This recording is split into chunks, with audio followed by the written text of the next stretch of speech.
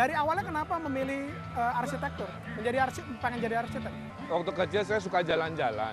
Oke. Dari jalan-jalan nempel lah memori-memori tentang bangunan ini, masjid itu, kuil ini, gereja itu, bangunan. Jadi akhirnya itu menempel ya. Kedua, saya hobi nonton kartun. Jadi sebenarnya jangan dilarang anak nonton TV kalau menurut saya ya. Ternyata. Iya. Oke, terus? Karena dengan nonton kartun, saya berimajinasi. Melebihi si kartunnya sendiri gitu. Kayak anak-anak kecil kan kalau habis nonton film, Ya, iya. gitu kan? Habis nonton film karate, merasa bisa karate gitu kan. Iya, Sebenarnya itu bagus. Oke. Sampai sekarang saya hobi nonton film, karena film itu menginspirasi saya untuk berimajinasi juga. Jadi kombinasi sering nonton kartun, Iya. sama sering jalan-jalan, akhirnya dapatlah pilihan arsitektur Umur sebagai... berapa? Waktu dari, itu, dari SD. Oke, jadi dari SD setelah suka nonton kartun dan kemudian sering jalan-jalan, saya pengen jadi arsitek. Oh, pengen kalau jadi gitu. arsiteknya Itunya itu kapan? nanti pas SMA. Pas SMA. Yang saya tahu saya suka berimajinasi dan imajinasi saya tampung jadi ini kan.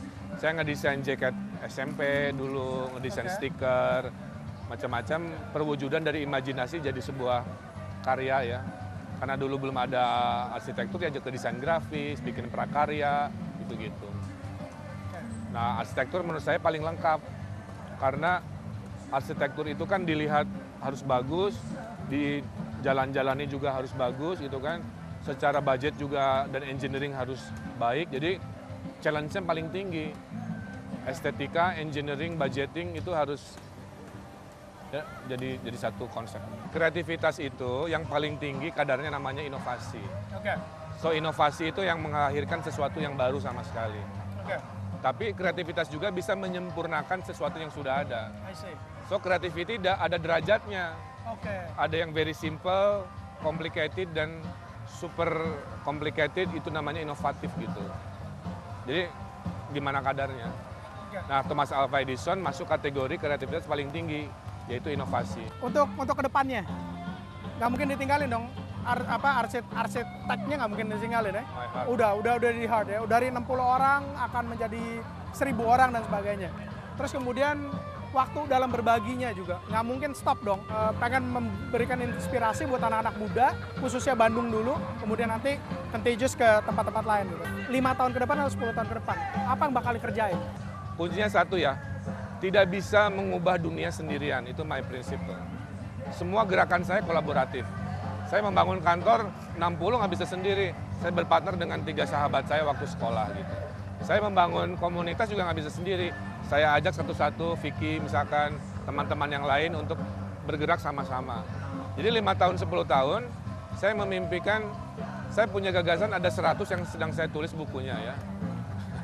100 gagasan untuk Indonesia lah. Tapi praktikal. Saya nggak suka ngasih gagasan yang muluk-muluk, nggak gitu suka. ya? Okay. This is number 3 gitu ya. Oh, ini nomor 3? Ya, Indonesia Berkebun nomor 5. Oke. Kemudian saya bikin satu taman, satu komunitas, itu solusi nomor 12. Itu ada. Jadi itu 5 tahun saya ingin mengejar mendekati angka 100 gagasan yang terimplementasikan berbasis kolaboratif. Oke. So far dari 100 itu berapa yang udah terrealisasi? Mungkin ada, alhamdulillah ada 6-7 ide. Ada 6-7 ide ya? Berarti 5 tahun ke depan nih akan ada 90 lebih genjot terus ya?